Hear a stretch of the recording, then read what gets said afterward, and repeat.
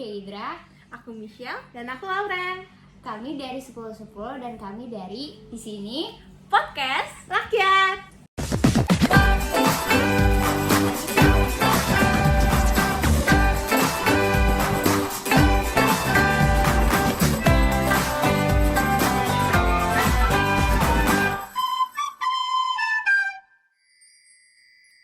Kali ini kita bakal ngapain sih?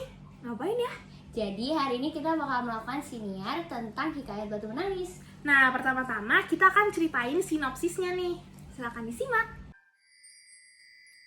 Dahulu kala, di sebuah bukit yang jauh dari pedesaan, hiduplah seorang janda miskin bersama anak perempuannya. Anaknya dari janda tersebut sangat cantik jelita. Ia selalu membanggakan kecantikan yang ia miliki. Namun, kecantikannya tidak sama dengan sifatnya yang ia miliki. Ia sangat pemalas dan tidak pernah membantu ibunya. Selain pemalas, ia juga sangat manja. Segala sesuatu yang ia inginkan harus dituruti, tanpa berpikir keadaan mereka yang miskin. Dan ibu yang harus banting tulang meskipun sering sakit-sakitan. Setiap ibunya mengajak ke sawah, ia selalu menolak. Pada suatu pagi hari, ibunya mengajak anaknya berbelanja ke pasar. Jarak pasar dari rumah mereka sangat jauh.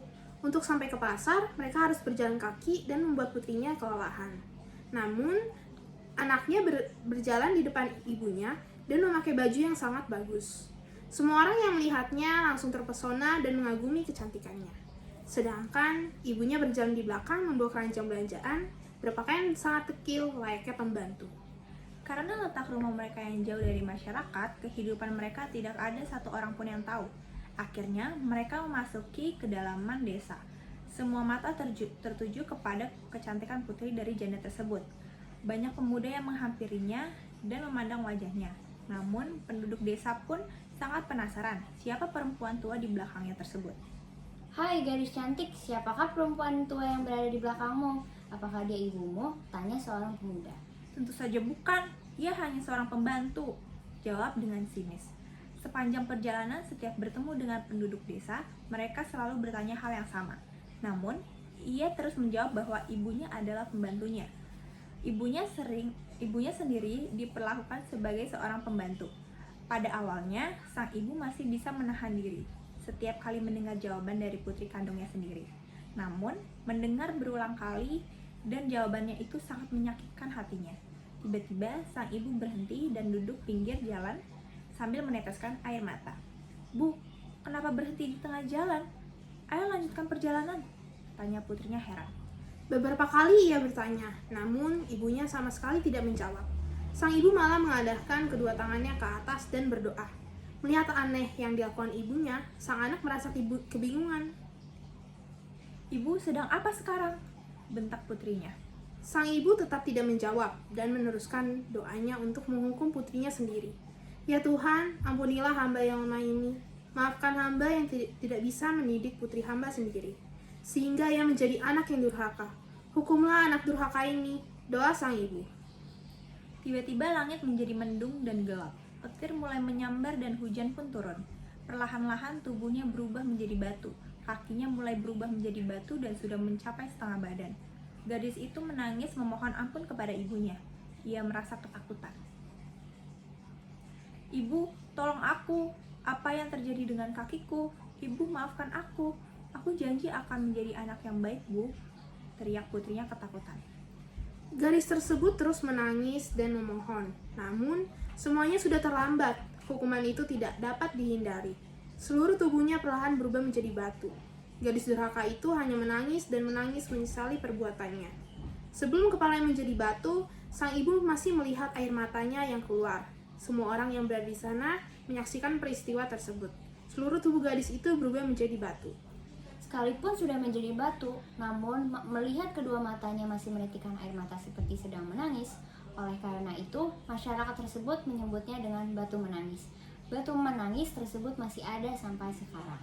Nah, jadi itu dia guys, sinopsis dari Hikayat Batu Menangis. Nah, di dalam hikayat itu ada beberapa unsur intrinsik nih, yaitu ada tema, tokoh dan penokohan, alur, latar, sudut pandang, dan juga amanat. Nah, menurut Lauren sama Michelle, di Hikayat Batu Menangis kira-kira ada apa aja sih unsur intrinsiknya? Nah, yang pertama itu ada tema. Jadi temanya di sini tuh ada seorang anak yang durhaka kepada orang tuanya. Yang kedua, ada tokoh dan penokohan. Tokoh dan penokohannya ini yang pertama ada ibu sebagai protagonis. Dia itu sifatnya penyabar dan pekerja keras. Yang kedua ada putrinya, yaitu antagonis. Dia bersifat manja dan pemalas. Dan yang ketiga ada seorang pemuda hanya sebagai figuran. Lalu yang ketiga ada alur. Alur di sini itu maju. Dan ada yang keempat, latar. Ada latar tempat di sebuah bukit, pedesaan, sawah, pasar, dan rumah. Dan ada latar waktu pada suatu pagi hari. Dan ada latar suasana, menyedihkan dan menegangkan. Dan untuk yang kelima ada sudut pandang. Orang ketiga serba tahu karena penulis mengungkapkan apa yang terjadi dalam benak si tokoh. Dan yang keenam ada amanat. Amanat dari cerita hikayat Batu Menangis adalah selalu hormati dan sayangi kedua orang tuamu karena kesuksesan dan kebahagiaan kita akan sangat tergantung dari doa kedua orang tua. Oh, itu aja ya unsur-unsur intrinsik di dalam hikayat Batu Menangis. Oh, kalau untuk gaya bahasa gimana? Nah, jadi di hikayat ini ada gaya bahasa. Gaya bahasanya ini arkais dan majas. Majasnya itu ada apa tuh Sel? Nah, majasnya itu ada antonomasia, personifikasi, simile, metafora, dan hiperbola. Nah, betul tuh. Tapi sayangnya dalam hikayat Batu Menangis ini kami belum menemukan adanya arkais dan majas. Nah, selain ada unsur-unsur intrinsik, di dalam hikayat juga terdapat nilai-nilai. Nah, nilai-nilainya tuh ada nilai moral, nilai religi, nilai pendidikan dan edukasi, nilai estetika, dan nilai sosial. Nah, yang pertama ada nilai moral. Nilai moral di dalam hikayat Batu Menangis yaitu sepanjang perjalanan setiap bertemu dengan penduduk desa, mereka selalu bertanya hal yang sama. Namun, ia terus menjawab bahwa ibunya adalah pembantu. Ibunya sendiri diperlakukan sebagai seorang pembantu. Jadi, nilai moralnya jangan menjadi anak yang durhaka dan harus menghormati orang tua kita. Dan yang kedua ada nilai religi. Sang ibu berdoa kepada Tuhan, "Ya Tuhan, ampunilah hamba yang lemah ini, maafkan hamba yang tidak bisa mendidik putri hamba sendiri, sehingga ia menjadi anak yang durhaka. Hukumlah anak durhaka ini." Dan yang ketiga ada nilai pendidikan dan edukasi. Dari hikayat ini mengedukasikan kita untuk tidak boleh durhaka kepada orang tua. Harus menghormati orang tua yang sudah rela membanting tulang untuk menghidupi anaknya. Nah, selanjutnya itu ada nilai estetika. Nilai estetikanya ini terdapat pada kecantikan si putri dan juga terdapat pas dia berubah menjadi Batu Menangis. Lalu ada nilai sosial. Nilai sosialnya ini sang putri masih membutuhkan ibunya karena jika tidak ada ibunya, kebutuhan sang putri tidak terpenuhi. Sebenarnya di dalam hikayat ini terdapat nilai budaya, tetapi pada hikayat Batu Menangis kami juga belum menemukan adanya nilai budaya. Nah, menurut kalian, apakah nilai tersebut itu tuh masih relevan gak sih dengan kehidupan bangsa Indonesia pada saat ini? Jelasin dong, aku penasaran banget. Pasti dong, nilai-nilai tersebut tuh pasti masih relevan dengan kehidupan bangsa Indonesia saat ini.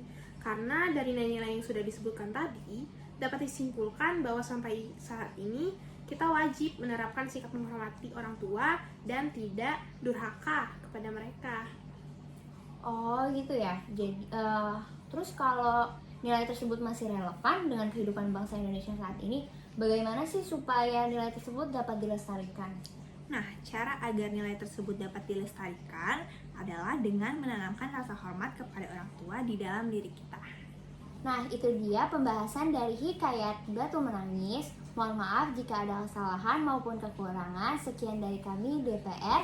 Di sini Podcast Rakyat, dadah!